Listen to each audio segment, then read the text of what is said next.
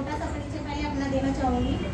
मेरा नाम लक्ष्मी वर्मा है और मेरे पतिदेव प्रदीप वर्मा, जिनको आप सभी लोग अच्छे से जानते हैं, इतना प्यार देते हैं, इतना सम्मान देते हैं कि बहुत खुशी होती है। और इन्हीं के सम्मान को और आप लोगों के इसी प्यार आदर भाव को आगे बढ़ाने के लिए हम भी एक छोटा सा प्रयास करने की कोशिश करते हैं। तो आज बाबा साहब जी की जयंती मनाई जा रही है।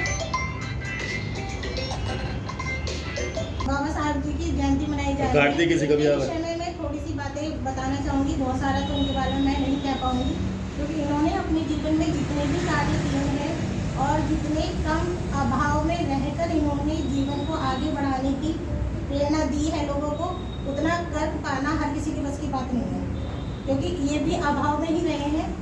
हर तरह की सुविधा इन्हें भी नहीं मिली है।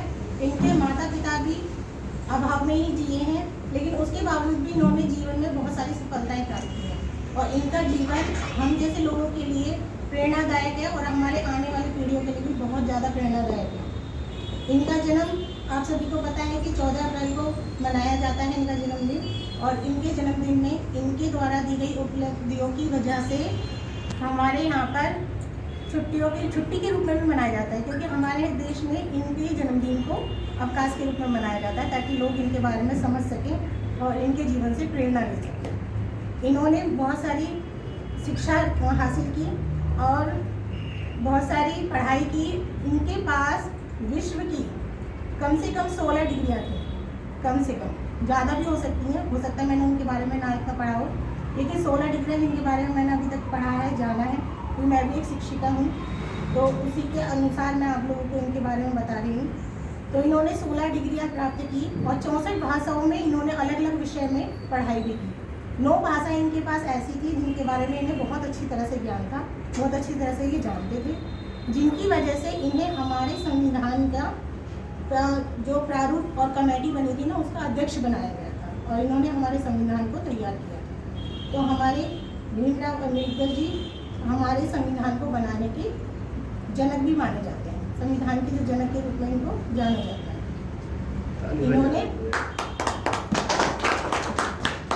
इन्होंने हमारे देश के युवाओं के लिए देखो प्रेरणादायक के रूप में जो शिक्षा प्राप्त की है ना, उस शिक्षा, जहाँ आजकल के युवा ना ये सोचते हैं कि हमने MA कर लिया, BA कर लिया, बस इतना ही काफ़ी है, इतनी शिक्षा प्राप्त कर ली।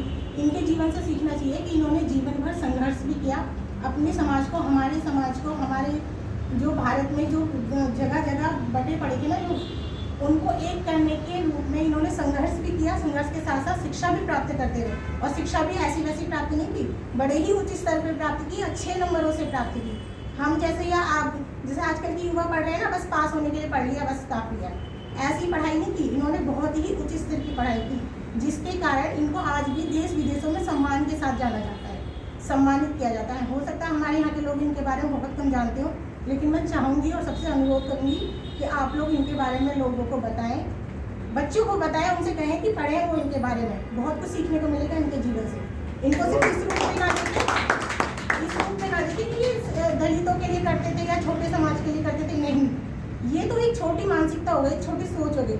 इन्होंने हमारे भारत को एक करने के लिए, अपने समाज को ऊंचा उठाने के लिए, अपना समाज मतलब हमारा जो समाज था, हमारे भारत का जो समाज था, हमारी भारत की जो संस्कृति थी, सबको समान भाव रखने की, जो हमारे भारत के बारे में बोला जाता है कि हमारा भारत पूरी पृथ्वी को एक परिवार के रूप में जानता है, मानता है, तो उस चीज़ को आगे बढ़ाने के लिए इन्होंने लोगों के साथ काम किया, समाज के साथ काम किया, इसलिए इनको माना जाता है, पूजा जाता है आज।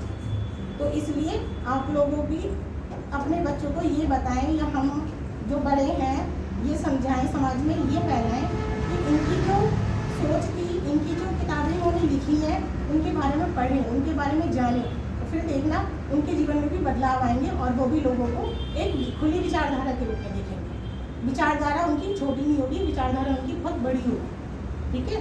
तो ये ऐसा नहीं है कि हमारे भीमराव जी सिर्फ एक छोटे वर्ग के लिए काम करते थे। हमारे यहाँ पर अंग्रेजों ने राज किया, अंग्रेजों ने हमेशा ये सोच के राज किया कि इन लोगों को जितना इनकी मानसिकताओं को हम बांट देंगे ना अलग अलग, उतना ज़्यादा हम इन लोगों के ऊपर राज करेंगे। ये चीज़ें इन्होंने पहचान ली। इन्होंने कहा कि हम अपने समाज को बंटने नहीं देंगे, हम एक रखेंगे उनको। जितने एकजुट रहेंगे ना ये लोग, कोई इन पर राजी नहीं कर पाएगा। तो इन्होंने शिक्षा दी कि अपने आप को शिक्षित बनाओ, संगठित करो और फिर आगे बढ़ो। आप लोगों के ऊपर कोई राज ही नहीं कर पाएगा, क्योंकि छोटी छोटी मानसिकता के कारण लोगों ने हम पर राज किया है, बाहर के लोगों ने हम पर राज किया। तो अपनी छोटी छोटी मानसिकताओं को दूर रखिए और लोगों को हम पर राज ना हो पाए इसलिए संगठित रहिए और शिक्षित रहिए। शिक्षा को अपने जीवन में लाइए।